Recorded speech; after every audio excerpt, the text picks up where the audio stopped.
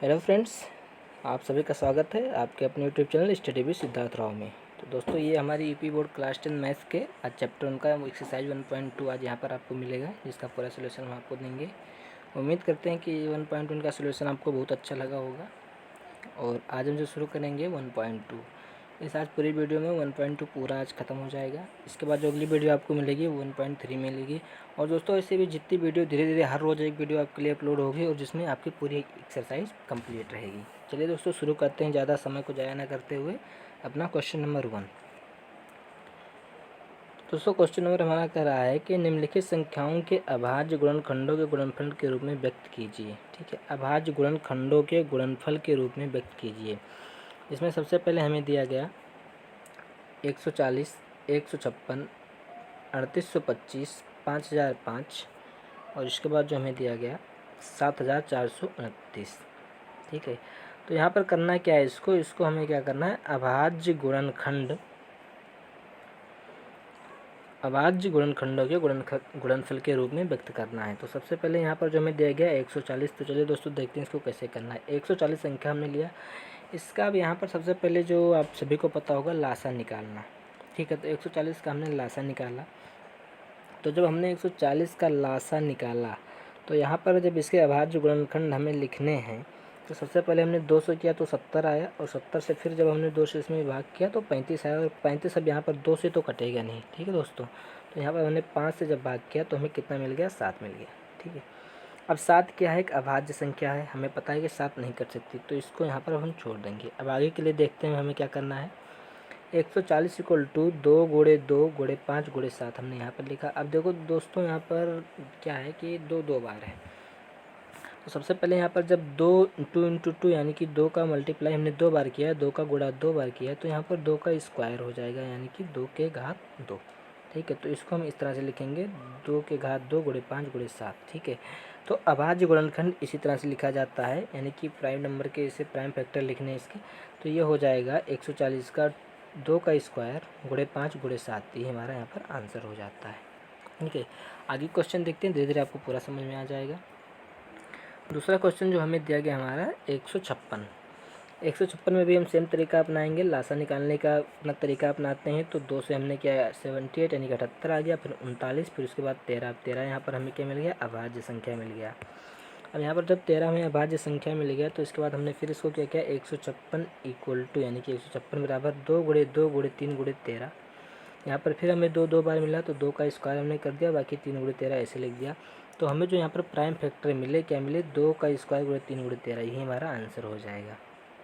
अगली गिनती क्या है, अगला क्वेश्चन हमारा तीसरा जो हमें दिया गया 3825। देखिए, हर क्वेश्चन में हमें यही तरीका अपनाना है, तो यही चीज़ें हमें यहाँ भी अपनानी होंगी बिल्कुल। तो यहाँ पर हमने क्या किया 3825 में, तो जो 3825 हमें मिला, इसमें हमें क्या करना है कि सबसे पहले देखिए 3825 2 से कट नहीं सकता, तो यहाँ हमने सबसे पहले 3 से काटना शुरू किया, तो 1275, 425 और फिर 85 आ गया। ठीक है, और 85 के बाद हमें जब यहाँ पर ये 17 मिल गया, तो 17 अभाज्य संख्या है जो कि अब किसी और गिनती से नहीं कर सकती, तो हमने 17 को यहाँ पर फिर इसे हमने यहीं पर छोड़ दिया। फिर इसको हम फैक्टर के रूप में यानी कि गुणनखंड के रूप में लिखना शुरू किया, तो हमने क्या लिखा, 3 गुणे 3 गुणे 5 गुणे 17। ठीक है, 3 भी यहाँ पर 2 बार आया है, 5 भी 2 बार आया है, तो यहाँ पर हम क्या करेंगे, 3 का स्क्वायर, 5 का स्क्वायर और 17 गुणे 17, यही जो हमारा क्या हो जाता है, यही गुणनखंड के रूप में यही हमारा उत्तर हो जाता है। अगला क्वेश्चन हमें दिया गया 5005, जो कि दोस्तों बिल्कुल इसी तरह से है, इसमें हमें लगता है कि आपको कोई दिक्कत नहीं होनी चाहिए। 5005 में हमने क्या किया, पहले 5 से किया, फिर हमने 7 से काटा, फिर 11 से काटा, उसके बाद हमें 13 मिल गया जो कि अभाज्य संख्या है। उसके बाद हमने फैक्टर लिखा अपना 5 गुणे 7 गुणे 11 गुणे 13, ये हमारा यहाँ पर आंसर हो गया। यहाँ तक कोई दिक्कत नहीं चाहिए, बहुत आसान से क्वेश्चन है। एक क्वेश्चन आपके समझ में आ गया तो बाकी एक्सरसाइज पूरी आप एक ही बार में ख़त्म कर सकते हैं। चलिए आगे देखते हैं। आगे भी हमें जो गिनती दी गई हमारी 7429। ठीक है, यहाँ पर भी ये तरीका हमने अपनाया हमने। तो सबसे पहले हम छोटी से छोटी संख्या से काटना शुरू करेंगे, लेकिन हमने 7429 को देख के हमें यही पता चल जाना चाहिए, या तो गिनती 3 से कटेगी, या तो 9 से कटेगी, या 11 से, या 13 से, मतलब ऐसी विषम संख्याओं से कट सकती है। तो यहाँ पर हमने क्या देखा, 17 से जाके कटेगी हमारी गिनती, ये 17 से कटेगी। तो 17 से हमने काटा तो 437, और 437 को देखते ही हमें इतना पता हो जाना चाहिए कि 19 से कटेगा, तो यानी कि 23 बार गया 19 में, तो हमें ये जो संख्या मिली हमारी, ये कितनी मिल गई, 23 मिल गई। तो 7429, अब इसमें क्या करना था हमें, 7429 में फिर वही हमने काम किया, इसका गुणनखंड लिखा 17 गुणे 19 गुणे 30, और यही हमारा उत्तर हो जाता है। इस क्वेश्चन में हमें इससे ज़्यादा कुछ नहीं करना है, बहुत आसान से क्वेश्चन है, थोड़ा आप देखेंगे आराम से तो बिल्कुल आपको पूरा समझ में आएगा। चलिए दोस्तों बढ़ते हैं क्वेश्चन नंबर 2 की तरफ।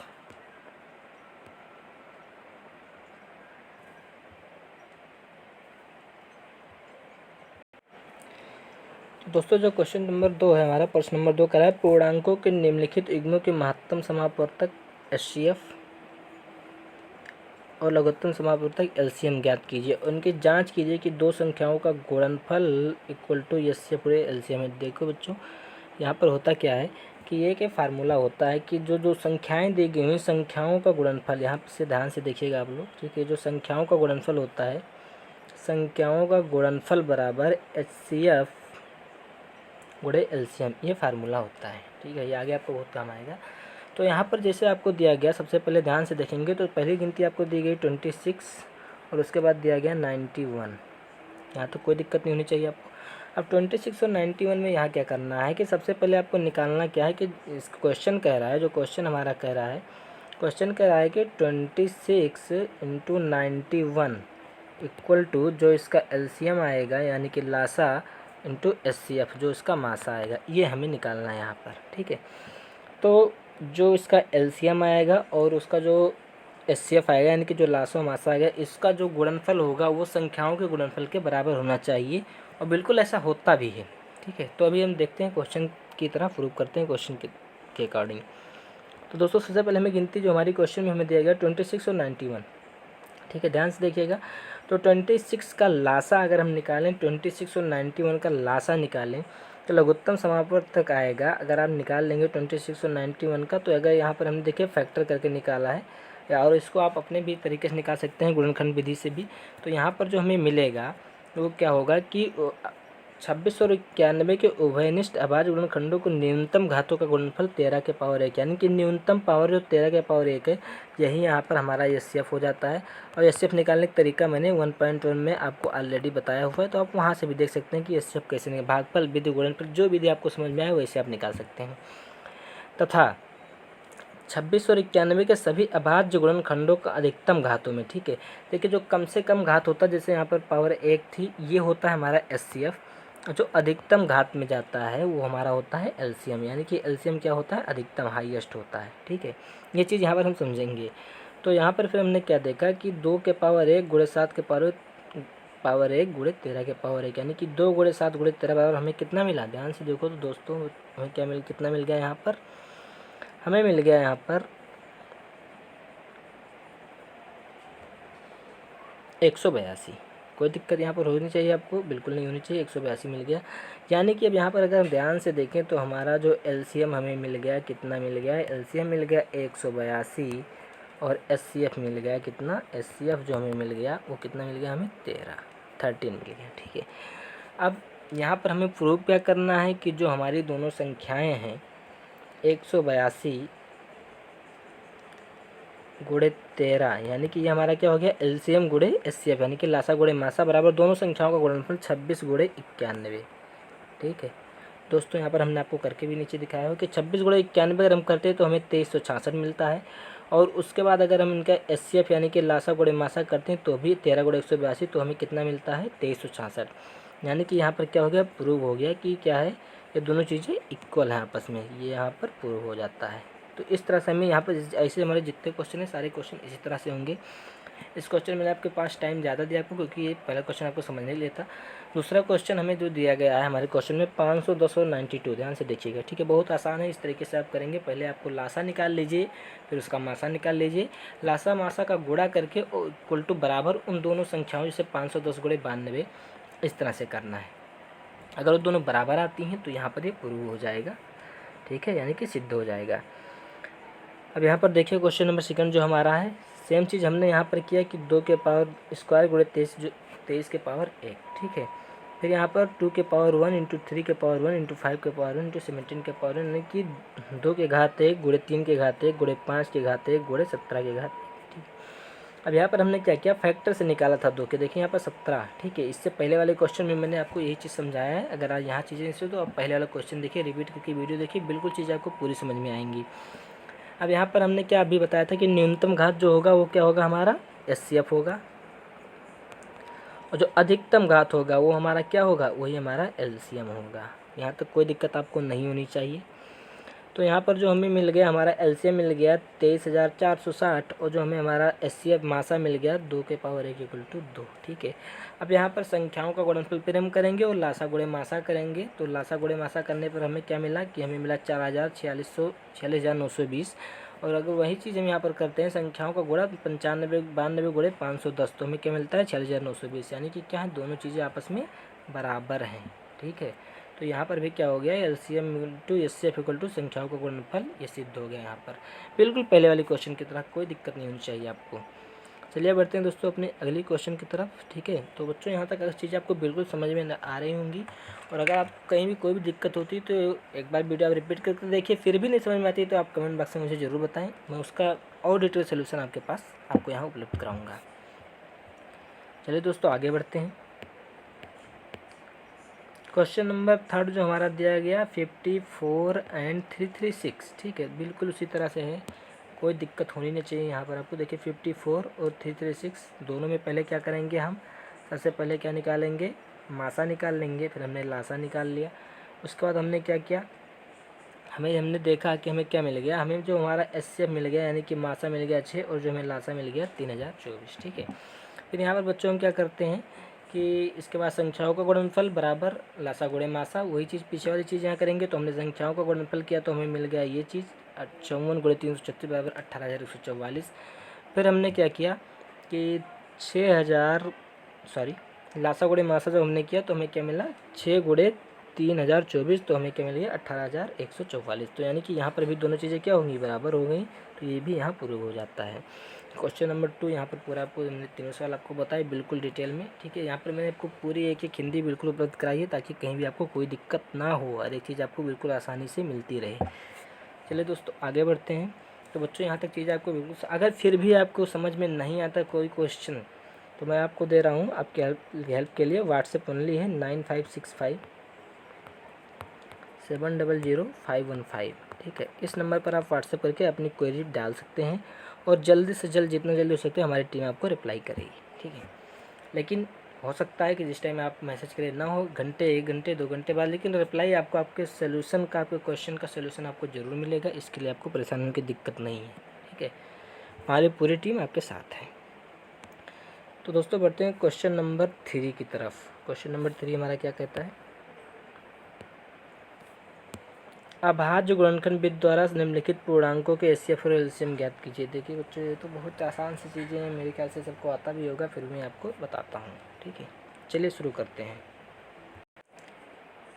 दोस्तों हमारा जो क्वेश्चन नंबर 3 है, ये कह रहा है अभाज्य गुणनखंड विधि से हमें HCF और LCM निकालना है। बहुत आसान सी चीज़ें हैं, जैसे हमें यहाँ पर दी गई हमारी 3 गिनती 12, 15 और 21। ठीक है, ध्यान से देखिएगा। तो जैसे 12 का अगर सबसे पहले हम क्या निकाल लें, लासा निकाल लें, तो ऐसे निकालते हैं ना, 2 से फिर 6, फिर 2 से हमने काटा तो 3, फिर उसके बाद हमें क्या किया, 3 से ही जाएगा। ठीक है, तो ये हमारा क्या हो गया, 12 का लासा, 2 दूनी 4 3 12, तो 12 का लासा। लेकिन यहाँ पर देखिए, अब यहाँ पर ये तो प्राइम फैक्टर हमने कर लिया। ठीक है, यहाँ पर लासा निकालने के हमें 2 गिनती चाहिए होगी, तो अगर लासा में निकालना है तो यहीं पर लगा के हम 15 भी लिख लेते हैं, और इस तरह से फिर हम 21 भी कर लेते हैं। तो जब हमने यहाँ पर 21 भी कर लिया, तो यहाँ पर दोस्तों जो हम देखेंगे, जब 12, 15, 21, तो 21 तरह से हम लासा निकालना जानते हैं। अगर लासा निकालना आपको आता भी होगा। ठीक है, यहाँ पर कोई दिक्कत आपको होनी नहीं चाहिए।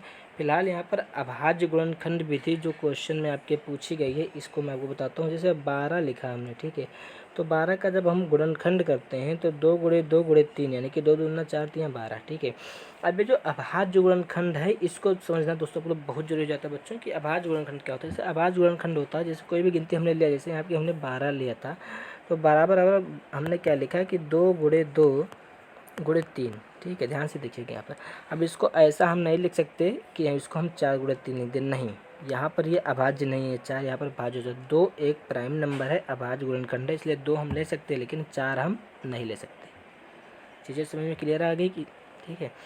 तो इसी तरह से हमने क्या किया, आगे गिनती हमने 15 को लिया, 3 गुणे 5। देखिए यहाँ पर 3 और 5 कोई भी सम संख्या नहीं है, 2 को यहाँ पर ले सकते हैं क्योंकि 2 यहाँ पर अभाज्य गुणनखंड की श्रेणी में आता है। फिर यहाँ पर 21 3 गुणे 7, यहाँ पर भी कोई सम संख्या नहीं है। तो देखिए अब क्वेश्चन के अकॉर्डिंग हमें क्या कहना होगा, संख्याओं के उभयनिष्ठ तथा अभाज्य गुणनखंडों के न्यूनतम घातों में गुणनफल जो है 3 के पावर 1 बराबर 3। ठीक है, तो हमारा जो HCF हो गया, HCF हमें कितना मिल गया बच्चों, HCF मिल गया 3। फिर यहाँ पर जब हम देखेंगे संख्याओं के सभी अभाज्य गुणनखंडों के अधिकतम घातों में गुणनफल, तो यहाँ पर हमें ये मिल जाएगा।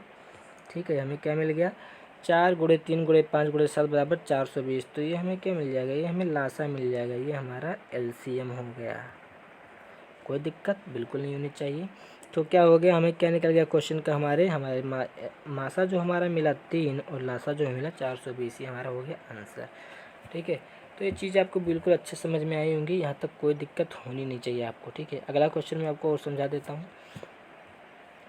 अगला क्वेश्चन हमारा क्वेश्चन नंबर सेकंड है, 17 23 और 29। ध्यान से देखिएगा, तो 17 23 29 ये 3 गिनतियाँ हमें दी गई, यहाँ तक कोई दिक्कत होनी नहीं चाहिए आपको।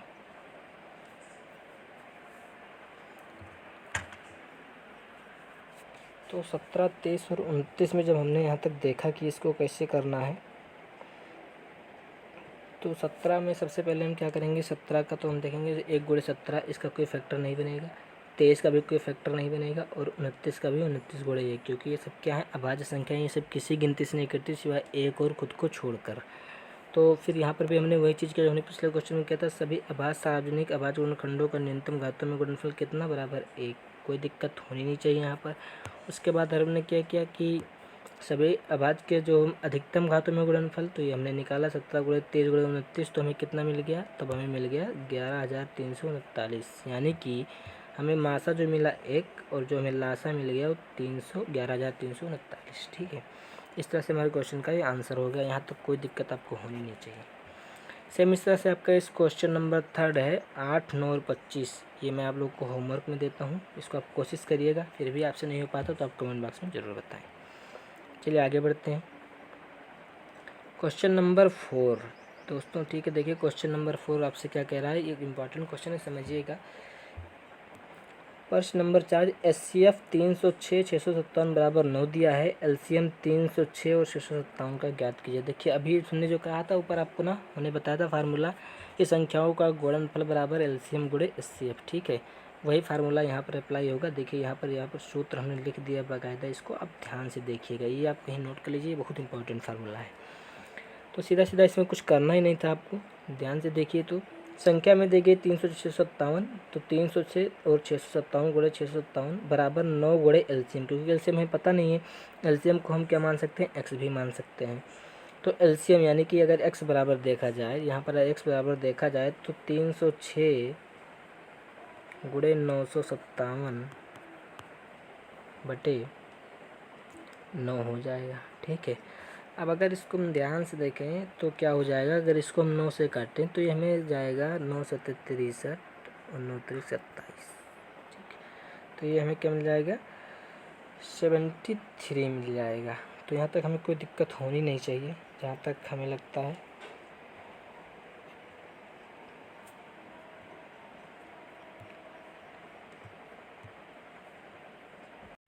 दोस्तों इस चीज़ यहाँ पर आप सही कर लीजिएगा। अभी हमने लिख दिया था बच्चों कि जो 306 गुणे जो हमने लिखा था, कोई गिनती चेंज की थी, वो 657 होगा। ठीक है, 657 होगा, अभी पीछे जस्ट हमने लिखा था, तो उसको आप चेंज कर लीजिएगा।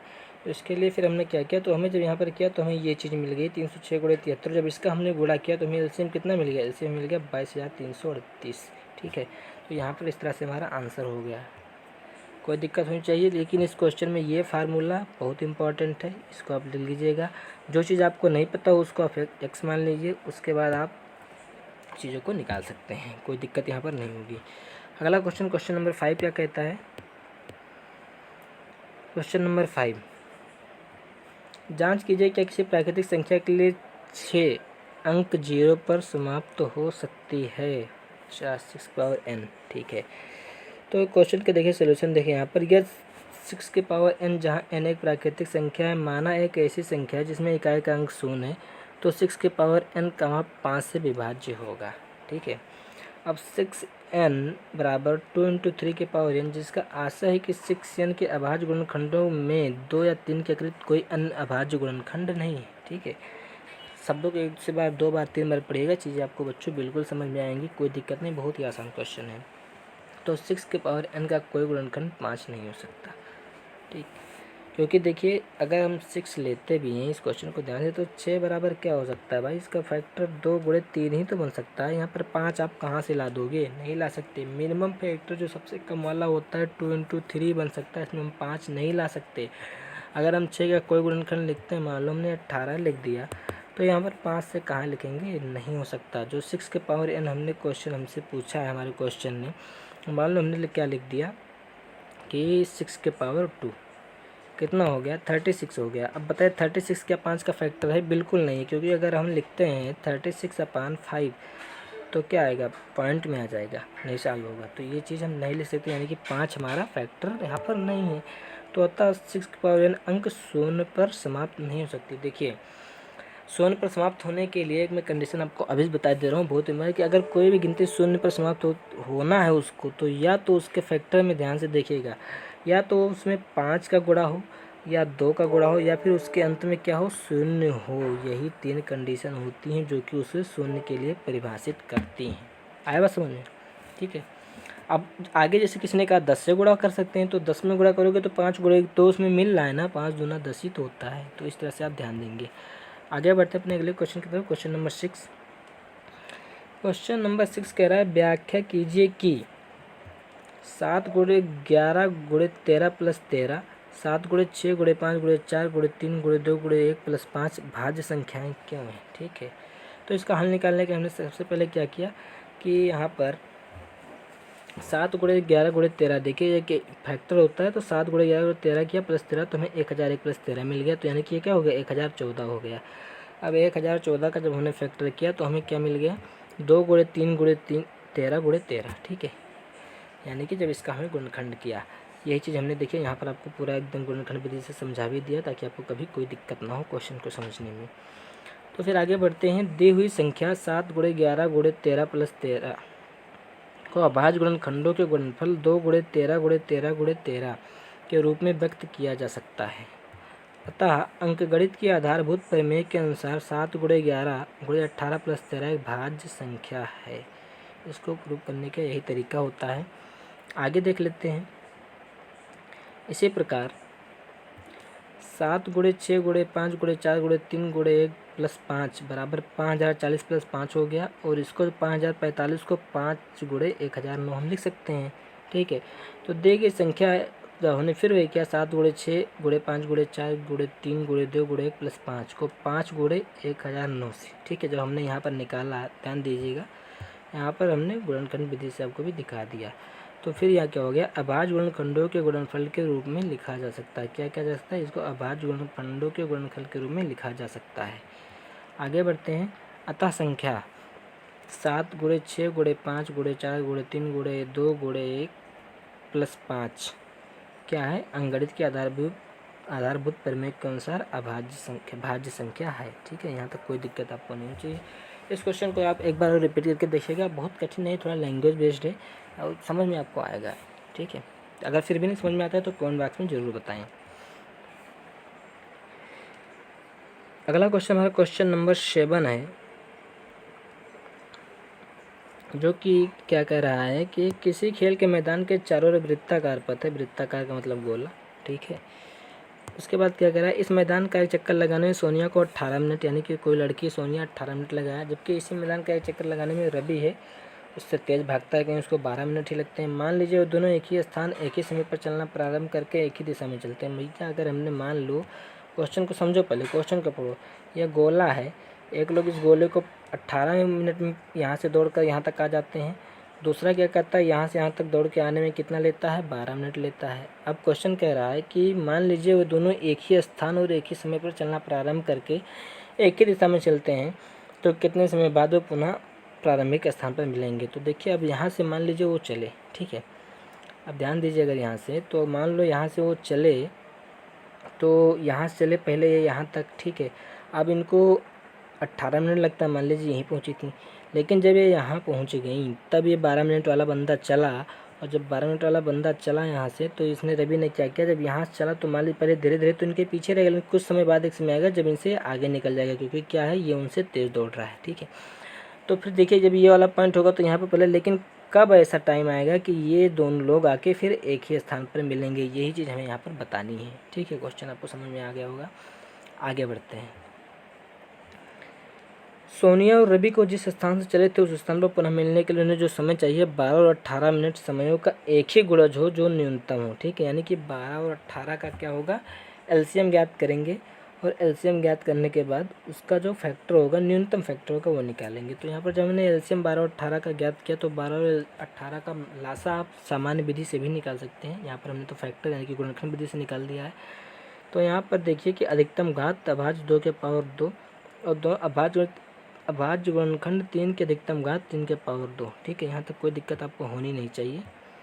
तो हमने क्या किया, अब लघुत्तम समापवर्त निकाला हमने, तो 2 के पावर 2 3 के पावर 2 यानी कि 4 गुणे बराबर 36। ये हमें क्या मिल गया, लघु एलसीएम मिल गया। एलसीएम मिलने का मतलब जो इनका एलसीएम होगा, जो इनका लासा होगा, ठीक है, जो इनका एलसीएम होगा किसका, 12 और 18 का, उतने ही समय बाद वो दोनों एक स्थान पर मिलेंगे, ठीक है। तो कितने, 12 और 18 का एलसीएम जो आया वो 36 आया, और वही इस क्वेश्चन का आंसर हो गया। तो ये दोस्तों ये आपकी एक्सरसाइज का लास्ट क्वेश्चन था बच्चों। तो बच्चों उम्मीद करता हूँ कि पूरी चीज़ें आपको बिल्कुल अच्छे से समझ में आई होंगी। फिर भी आपको अगर समझ में नहीं आती हैं तो आप कमेंट बॉक्स में ज़रूर बताएं, और दोस्तों अपने ज़्यादा से ज़्यादा दोस्तों के साथ वीडियो को शेयर करें, चैनल को सब्सक्राइब करें, और मिलते हैं आपसे अगली वीडियो में एक्सरसाइज 1.3 के साथ। तब तक खुश रहिए और पढ़ते रहिए। जय हिंद।